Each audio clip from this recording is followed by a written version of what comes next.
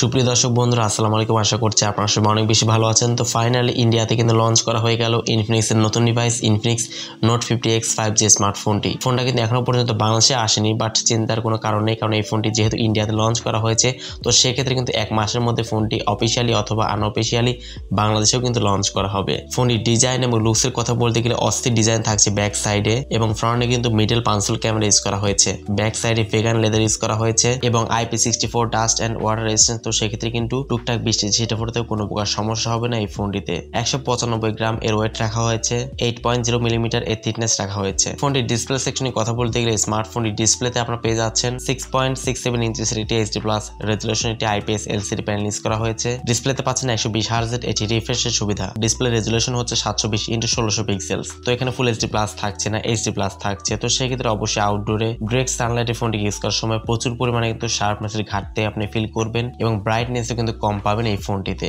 যেহেতু HD+ display থাকছে। 120 হার্জের refresh না দিয়ে ফুল HD+ দিলে অবশ্যই সেটা আরেকটু বেশি কাজের হতে পারতো। ফোনটি পারফরমেন্স এখানে কথা বলতে গেলে স্মার্টফোনে পেয়ে যাচ্ছেন লেটেস্ট অ্যান্ড্রয়েড আপডেট অ্যান্ড্রয়েড 15 সুবিধা পাচ্ছেন, 2 মেজর অ্যান্ড্রয়েড আপগ্রেডের সুবিধা পাচ্ছেন। XOS 15 ইউজ করা হয়েছে।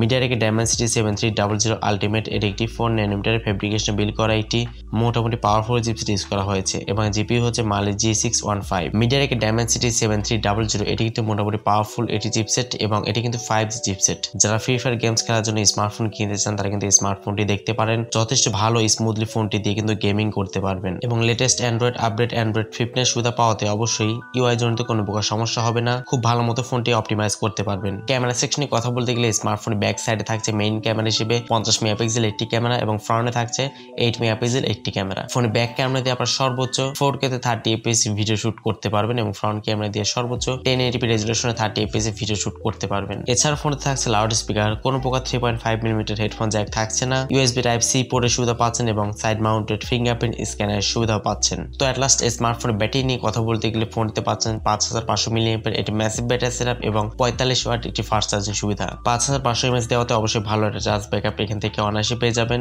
এবং 45 ওয়াট চার্জার দিয়ে অবশ্যই দ্রুত সময়ের মধ্যে ফোনটিকে আপনারা রিচার্জ করতে পারবেন। দর্শক বন্ধুরা, ইনফিনিক্স নোট 50X এই স্মার্টফোনটি কিন্তু ইন্ডিয়াতে লঞ্চ করা হয়েছে খুবই রিজনেবল প্রাইসের মধ্যে। বেস ভেরিয়েন্টের প্রাইস রাখা হয়েছে মাত্র 11,500 টাকা, যেটা বাংলাদেশে আসলে ভ্যাট ট্যাক্স দিয়ে মোটামুটি 20,000 টাকা রেঞ্জের আশেপাশেই দাঁড়ায়। তো এই প্রাইস সেগমেন্টে আসলে সবকিছু আমার কাছে ভালো লাগলো, বাট ডিসপ্লেটা কিন্তু HD+ থাকছে। ফুল HD+ দিলে অবশ্যই পারফেক্ট এটি প্যাকেজ কিন্তু হতে পারতো। সো এই প্রাইস সেগমেন্টে আপনার কাছে ফোনটা কেমন লাগলো অবশ্যই কমেন্ট সেকশনে আপনার মূল্যবান মতামত জানাতে একদম ভুলবেন না। আর এই ফোনটা কিন্তু আগামী এক মাসের মধ্যে কিন্তু অফিসিয়ালি অথবা আনঅফিসিয়ালি দেশের বাজারে কিন্তু চলে আসবে। সো আজকের মধ্যে এই পর্যন্তই। আল্লাহ হাফেজ, আসসালামু আলাইকুম ওয়া রাহমাতুল্লাহ।